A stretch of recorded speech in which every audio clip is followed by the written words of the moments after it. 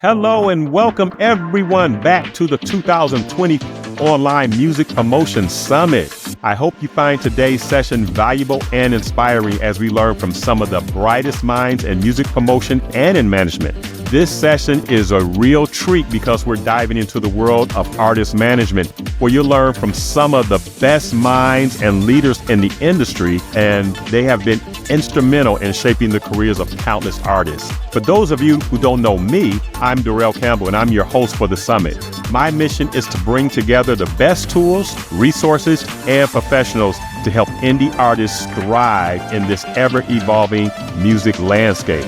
Now, let's welcome our guest today, Wes Hoffman. Wes is the CEO and founder of Red Alert Music Group, an independent management company known for its success stories and innovative approach to developing talent. Wes has worked with numerous artists in the industry, and his insights on what it takes to succeed as an independent artist are second to none. Wes, welcome to the summit. Hey, thank you, Darrell. Appreciate that. First and foremost, I just want to say, thank you for having this platform. It's really cool whenever you have something like this to where everybody can learn from each other's experiences. It gives us all an opportunity to, to grow and learn and evolve. So once again, thanks. Okay, you're welcome, Wes.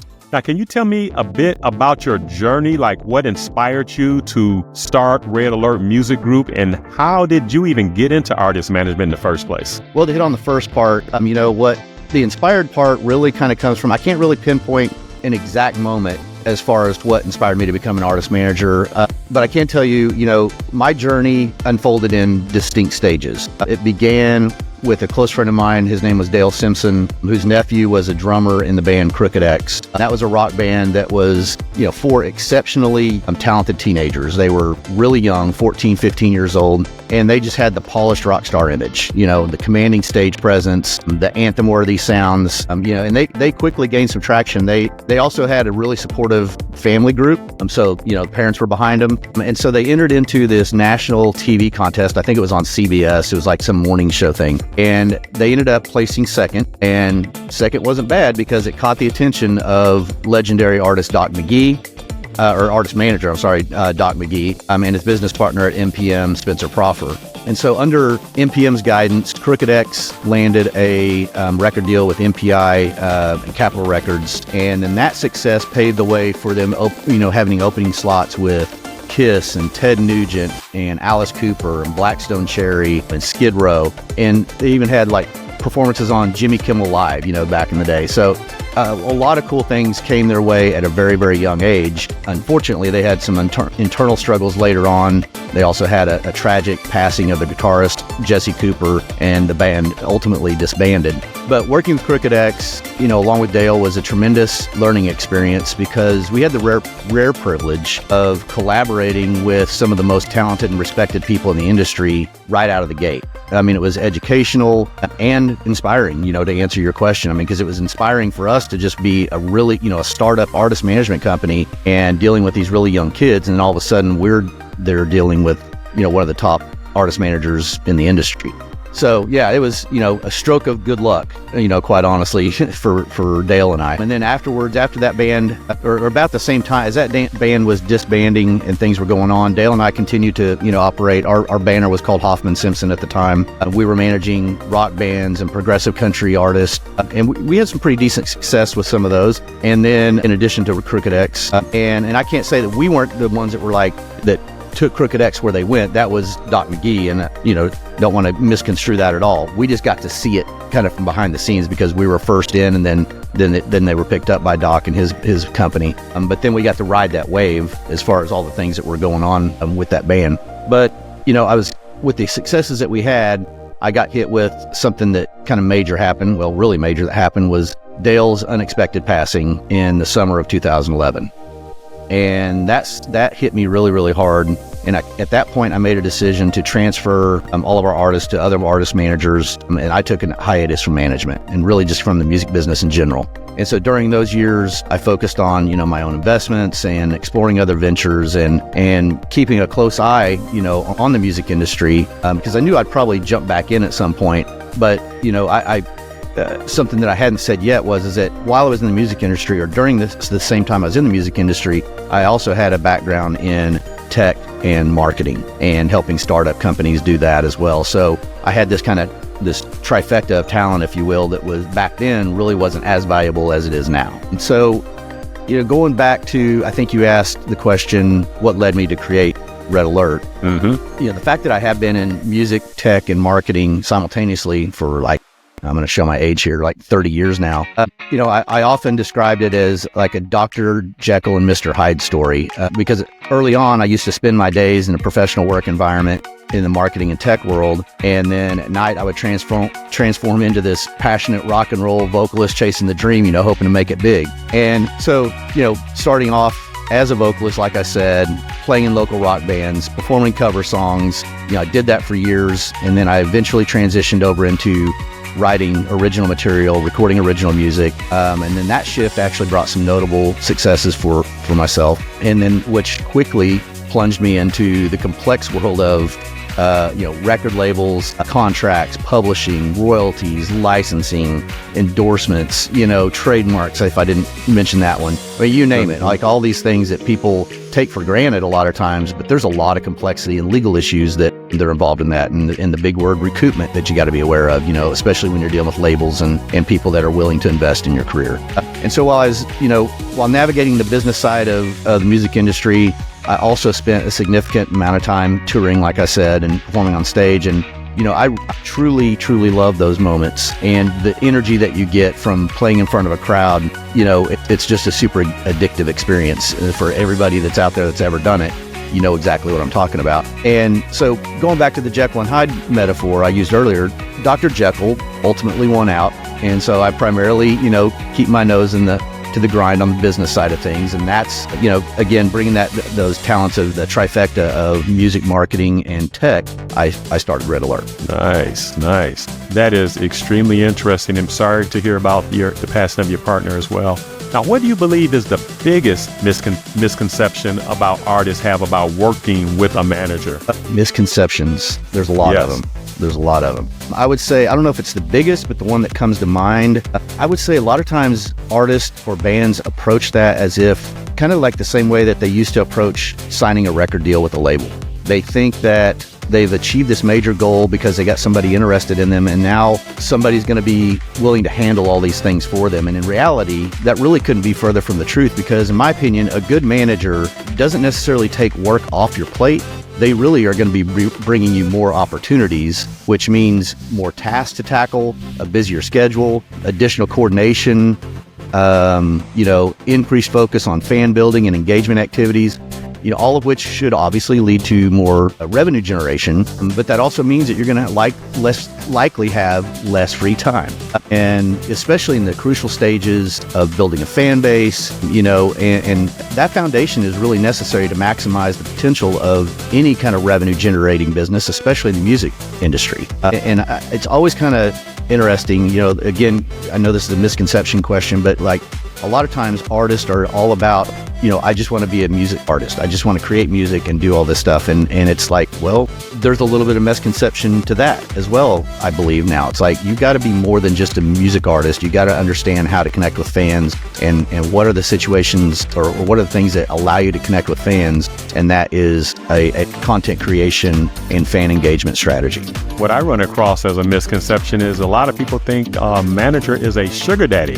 You run across that? I've run across that. I sure have. A few times, and it's very easy to get sucked into that, and a lot of times it's real easy to where it can cause you to go from, obviously the role of manager to investor, and those things can conflict, and it's a bad thing to get into. If you're really good at being able to, as an artist manager, if you're going to invest in something, try to keep it very limited in scope, and not just throwing money at a big picture thing. Get into something specific, okay, I'm going to handle transportation, so I'm going to buy a van or a trailer or something like that to kind of help you guys get around town, because I really believe in your music and I believe in this, but this is one thing that's missing, so I'll go out and help you guys buy that. But then have some kind of investment account to the side that is getting you paid back, rather than trying to recoup it from some general fund or something like that. Have it just as if you were having to go borrow money, from a bank or something. I think that will help save a lot of heartache on down the line. That is very interesting because I actually know artists who believe if the manager does not have money, then they're not even a good manager, which is kind of crazy. Well, the thing is that if a band is just looking for funding, a manager, in a way, you're kind of giving a manager too much control if you allow them to invest too much. And, because typically the person that has the deepest pockets in a band is essentially the leader. And if you turn that over to a manager who has nothing to do with the music creation and going out on stage and doing all that stuff, now you're shifting the leadership. And for the musicians, it can become feeling like a job rather than, the artistic impression that you really want to lead off with. Okay. Does that make sense? That makes a lot of sense, yeah. So switching gears here. So what are some of the key traits or habits you notice in successful artists that you work with? Key habits or successes. And I would say, key habits would have to be, being able to have a work ethic that is, and what I mean by work ethic is I guess I look at things like this. Whenever you're going out and you're touring, to me, that's the vacation side of the business. But when you're home, you should be working on building the next ability to go out on vacation. And the revenue side of that is flipped too, because when you're on vacation, you're making money. When you're at home, you're not. And it's one of the only industries that's like that, where, it's like, okay, go on vacation. I'm going to make money while I'm on vacation. I'm having fun. I'm out there, talking to my fans and doing everything. But a lot of times there's certain artists out there that will, when they come back home, they don't really want to do anything. They want to be with their family, and they just kind of try to check out. And I get that and I understand it. But the problem is that you begin to lose your fans become neglected at that point. And if you're not staying in a full cycle with them, to me, I think you're missing out a lot. And I think that's a key habit that I think modern artists must have, is fully staying connected and at least releasing music. If you're not out touring, continually releasing music and coming up with good strategies to continually stay out in front of your fans. That is so interesting. It kind of reminds me, I heard a big rock and roller say, I can't wait to get on stage so I can have some peace and quiet. Right. Yeah. I mean, that is how it is. I mean, and for artists, being on stage is their happy place. Yeah, exactly. And a lot of them are socially awkward outside of that. Yeah, so you say when you get home, it's when it's time to grind, and when you're out on the road, that's a vacation. Yeah, it's when you're grinding behind the scenes. A lot of people don't look at it that way. That's very interesting. That's for sure. They don't. I mean, that can be a challenge, especially as a manager, when you run into situations like that, and you're like, okay, you're back home. Let's get to work. Let's do this. Let's do that. It's time to get on. Dealing with the proper types of content creation, and that definition probably needs to be defined better too, because I think a lot of people think that content creation is just throwing up posts and in a music video or a lyric video, and it's much deeper than that. And we can definitely get into that a little later. Okay, so yeah, you mentioned like when they get home, it's time to grind. So how do you approach helping artists balance their creative work with the business side of their career? What do you do to help with that? Man, I don't know if there's any one thing that I do to try and help them balance, other than I try to instill in them that, like, look, when you're home, yes, we need to set a schedule, and setting that schedule is going to be like just like any other job. Just like what I said, when you're out on tour, you're on vacation. But when you come home, you need to put in the time. And so let's set a schedule so that we can make sure that we're accomplishing the goals that we set out to accomplish within these strategies that we all talked about. And one of the reasons why you wanted me on as an artist manager and to begin with is to ensure that you are doing what you need to do to keep your career on track. Just wondering, like, what do you do to help them balance that work life? Yeah, I would say, just kind of trying to reiterate with them, like, what's important, and trying to keep, the top of mind things is like your fan base, building your fan base and staying engaged with them is what gives you the leverage to keep you out or to get you back out on the road and touring. Okay. And without that, it begins to get a little bit shaky. Okay, so let's switch gears here again. So you recently acquired a data metrics company that you're retooling to focus on fan engagement for music. Can you tell us more about that and how that would benefit an artist? Yeah, so the company you're referring to is going to be called FanDemand.ai, and it's essentially taking rich data metrics and AI and all the marketing services that you traditionally see, and essentially blending all that stuff. And so, the key to creating leverage, like what I was saying just a second ago, that truly tips the scales in your favor lie in developing interactive fan strategies. And many people just don't really fully grasp the incredible potential that comes with combining that rich data and AI that will allow you to converge all these world of opportunities out there for bands and artists. And so I think those who are going to embrace that and take time to understand that their growth depends on actively engaging with their fans across various interest levels, and that's a key word, are going to be the ones to thrive on.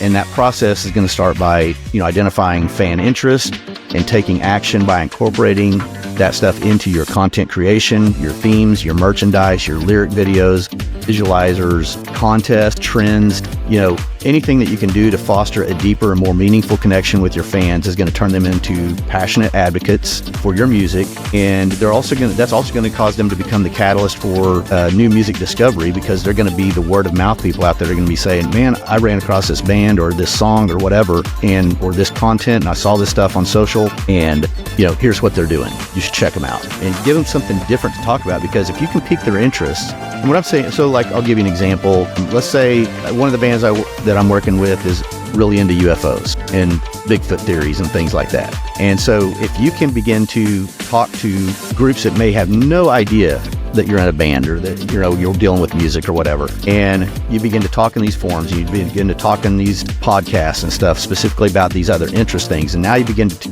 capture a different connection with a whole different group of people that now, because you're into UFOs and or Bigfoot, that it's like, hey, I'm going to go check them out. And because you have this like-minded thing, it's really interesting. But the psychology is that because you like that, I'm going to like what you like, and it begins to and then again, that's where the new music discovery catalyst can begin to happen, where they're like, hey, I found out that this guy is in XYZ band and he's really into UFOs. You should check him out. And all of a sudden you get on other podcasts that are talking about the same interest, and now you get a whole new audience to pitch your music to, as well as your personal interest and beliefs. So Wes, you're basically saying you can somehow combine data to help with engagement in a way that I've never heard of before, and I'm sure most of the listeners have never heard of before either. We are so interested in learning more and more and more about that. So please keep staying with the Music Promotion Network and letting us know exactly where you're going with this continuously. That is fascinating. I mean, really. Yeah, it continues to fascinate me. And one thing that I can say is that, like, if you're ever on an iPhone and you talk about something and all of a sudden you start seeing ads because of what because it's listening. Yeah. It's that same type of data that you can put to use for your music career. And that's exactly what it is that we're doing with Fan Demand. It's incredible. I really, really am looking forward to that. You just don't know how this is going to help. Yeah, it's going to be awesome. So many people. And that's really the whole gist of it. It's like, we're here to help people in our own way. I do it through the network. You do it that way. We come together and we're helping a lot of people. That is so good. I'm just glad to even meet you, Wes. Really. Well, that's likewise. Fantastic. Yeah. So what advice would you give an artist who is struggling to build a fan base or even maintain that consistent engagement that you were talking about with their audience? Let's see, struggles.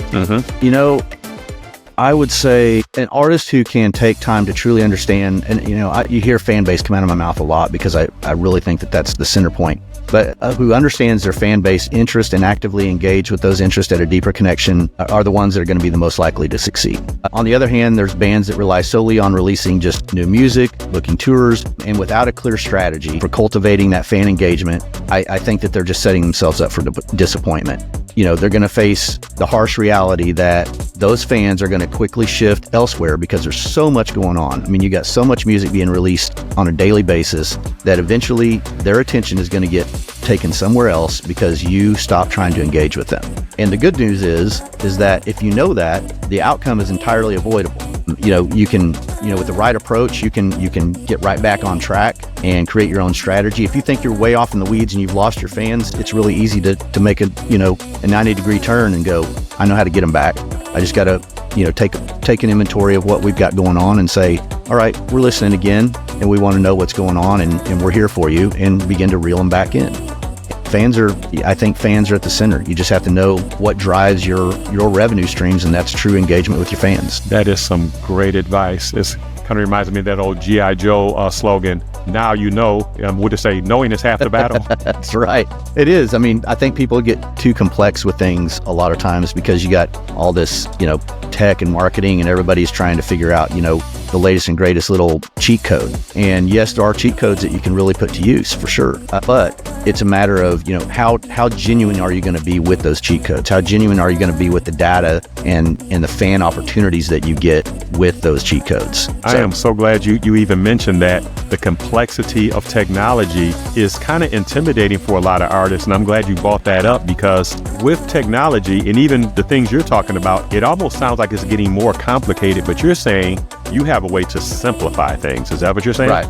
Yeah. I mean, I think we do. The simplification is that once you boil all this stuff down, taking all the data and parsing it into usable components of fan data, and then you merge that into your what music you have to offer and the content that you can create. To me, it gets a lot more narrowly focused into knowing how to communicate with your fans, rather than just taking all these shotgun approaches and saying, well, if I could just get this many more viewers on YouTube, and if I could just get this, it's not about viewers anymore. It's about interest. It's about gaining the interest of the fan base and not just having 1 million viewers. It does you no good to have 1 million people on Facebook or Instagram or, whatever your social media flavor is of the month if they're not engaging with you. And I've seen several times where, I start working with a band and they've got 30,000 people on Facebook or Instagram or whatever. And you'll notice as you start to put content out that the engagement's just not there. The numbers look like they're there, but the engagement's not there. And it's like, okay, why is that? And, it's not just an algorithm thing. It's not just that you're being, that the social media platforms aren't showing it to the masses. It's that you're just not connecting from an interest level to be able to be dished out to those groups at an interest level basis. And that's something fairly new, as far as how the social media platforms are doing things, to where, yes, they used to throttle the number of people that they would shoot out the whenever you post content, they would throttle how many people see it. And then if that began to take hold, then it would throttle it out a little bit more, or open up the gate a little bit more, and open up the gate a little bit more, depending on interactivity and, comments and things like that would happen. And now it's a lot more interest based, where, I'm sure that the algorithm is doing somewhat similar things, but again, focusing on interest based content with your fans and knowing what your fans are interested in are going to help you open up those floodgates even more. I really love your approach and insight into that side of it, because I'm sure a lot of people don't even know that. I love it. So how do you see the role of artist manager in evolving in today's music industry, especially with the rise of social media and independent promotional tools? Well, management, I think most management companies or managers, I think, have taken the lead on the creative side of like social media management, or at least the ones that I know of have really tried that. Or they use a third party that they work with that is good in, social media management and marketing, and they'll bring them in. And to me, I think any management company that isn't doing that is doing a huge disservice to the artist, because that's where everything is right now. I mean, that's how you build your fan base. That's how you communicate. That's how you do ticket sales. It's not so much just throw it up on Ticketmaster or any other ticket site or whatever and expect it, especially unless you're a gigantic band, that has the major media behind you. Mm-hmm. But on which most of us aren't playing at that level. Most of us are dealing with bands that don't have that access. And so, yeah, I think that social media plays a huge role, and management in that is like, you got to keep your artists understanding that they have to, get in and understand how to use those tools. And I like the way you put it. Like, if the management isn't doing that, they're doing a huge disservice to the artist. That's interesting. Yeah, I mean, you got to remember that for many years, the music industry operated under a standardized and really tightly controlled business model. And, you had gatekeepers that were really, really difficult to bypass. And today, it's more like the wild, wild west. And, record labels still support certain artists, like I was saying. But a lot of times what you'll find is that the artists that they are supporting are artists that they gained attention by doing exactly what I've kind of been outlining here in this discussion. And so the playing field is a lot more level than it ever has been before. It's just a matter of what you do with it. There's, like I said earlier, I think it's like 120 or 150,000 songs that are released on streaming platforms daily.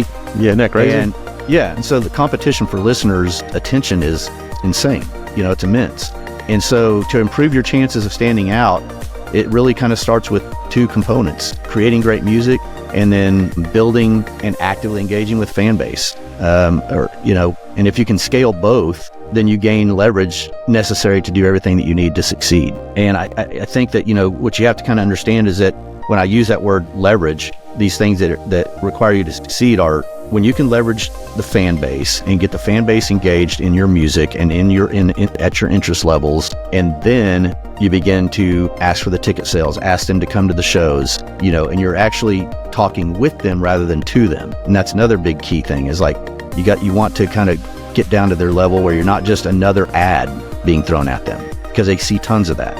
You just have to be willing to adapt, to the constant changes that are going on out there and find the opportunities that are going to connect with people and seize those opportunities. Wow, Wes, I like how you said the artists that are getting signed are the ones that basically had their stuff together already. So why they even need a label? That's what I want to know. Right. Yeah, well, and a lot of people don't. I mean, a lot of bands turn down label deals now. And I say bands because I primarily deal with bands. I know we're talking artists, but I use it. It's the same thing to me. But yeah, I think that in this day and age, labels can serve a purpose. But I think that being self-sufficient as an artist, if you have good management, or even the band is just well managed within themselves, or the artist is well managed with themselves, maybe they don't need a manager if they really know how to handle things themselves. You can succeed easily without a label. It happens much more now than it ever has. So what's the one piece of advice you give to every artist that you manage? The one piece of advice. I would say my advice is genuinely, be genuine about everything that you've got going on. Good music is your foundation. Connection with audiences are what sets you apart. And always keep that. That's some great advice. As an artist manager, what motivates you to keep pushing forward in such a competitive and ever-changing industry? What drives you? I think kind of what we just talked about a minute ago, with the fact that everything was, so standardized for a long period of time in the music industry and was tightly controlled. And I'm really motivated by the fact that the ground is always moving underneath us. And that means that if the ground is moving underneath us, there's always new opportunities there to be had. And so I'm super motivated by that. Does that make sense? Yeah, so what I hear is you embrace change. That's what I hear. I love it. Yeah. That's what I'm hearing from you. Yeah. No, I love change, because that, you get to pave your own way. When there's change happening, you can pave your own way. And, like I was saying, the old school way of the music industry, it was very constrained and very difficult to break through and we wouldn't have been talking about anything outside of a record label years and years ago. So, and it's the cool, I know that there's probably a lot of young people that are listening right now, and they're like, don't even know what a record label necessarily is or does, or, it's like, I'm an independent artist. Is, Right. Yeah, exactly. What's a record is? Right. So yeah, record now is just, that the fact that you can record something. Right. So Wes, before we wrap up, I know many artists are watching today and would love to connect with you and learn more about what Red Alert Music Group offers. So where can they go to find out more, and how can they reach you if they're interested in working with you? So our website is redalertrocks.com. You can find us on most of the major social platforms by searching Red Alert Rocks. I will say, admittedly, we're currently in our expansion phase. We got a lot of outside interest too, especially with the fandemand.am, or not AM, AI.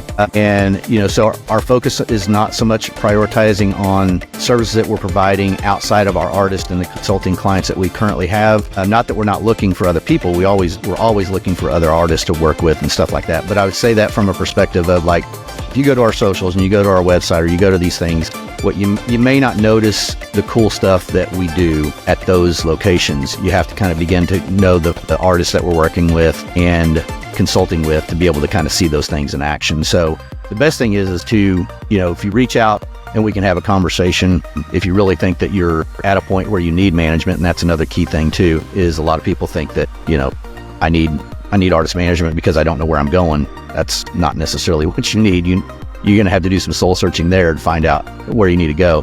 But I would say, yeah, just hit us up, send us EPKs, and we'll take a look at them. And, I look forward to seeing what other potential exists out there. That is great, Wes. And everyone who's watching, don't worry about it. We will have links here at the Music Promotion Network. So just stick with us and we can make sure that you have the right contact for whatever Wes is working on it now and in the future. Because like he said, he embraces change. So that's the one example of why we're here at the Music Promotion Network. This network is designed to be your go-to resources for tools, strategies, and connections to help you grow your music career. It's not just about this summit. It's about creating a community of support for independent artists year-round. And Wes, thank you so much for sharing your expertise and giving us the behind-the-scenes look at artist management. Your insights have been invaluable, and I know our audience has learned so much from you today. So I hope so. Thank you. Yeah, thank you for the opportunity. I do appreciate it. All right. So for everyone tuning in, remember, the Music Promotion Network is here to help you every step of the way. So whether you're looking for tools, strategies, industry insights, connections, this is the place for you. So don't forget to like, share, and subscribe so you'll never miss out on future content that we have coming out. And together, we're building a stronger community for indie artists everywhere. And thank you for joining us. We'll see you next time on the Music Promotion Network. Thank you.